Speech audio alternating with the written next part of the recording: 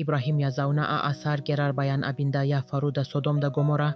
Eken İbrahim ya sakichewa sara itachiyar warsa. Sarki Nabi Melek na gerari ya jigem da kyabun sarah kumaya daw kita zuwa fadarsa. Amma adarennan Allah ya bayyana wa Abimelek a jikin mafarki ya ce, Kana uwarin aikata babban zunubi, wannan matar tana matar wani mutum. ya yi magana yana jin tsoro, Ubangiji, ni bani da laifi, Ibrahim ya ce ita yarwata ce. Na kiyaye ka daga zunubi, yanzu ka dawo da matar ga mijinta, za yi addu'a a gare ka kuma za ka rayu. Washe gari Abimelek ya kira dukkanin bayinsa ya gaya musu abin da ya faru a cikin mafarkin. Bayin sun ji tsoron gaske.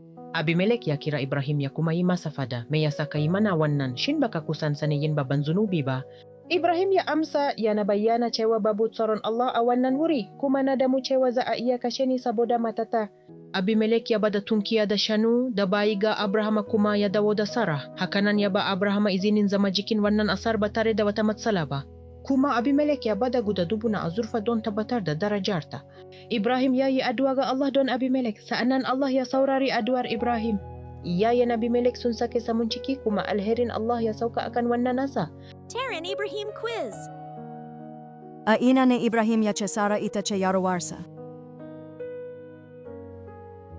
Amsa madaidai titati lambar 2 gararke. Waya sunan sarkin gerar wanda ya dauki Sara.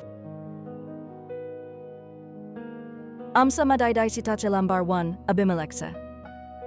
Me Abimelek ya bada don dawo da darajar Sara? Amsa madaidai titake dubunek. Come to Hello Christian, hear the stories of the Bible, sing.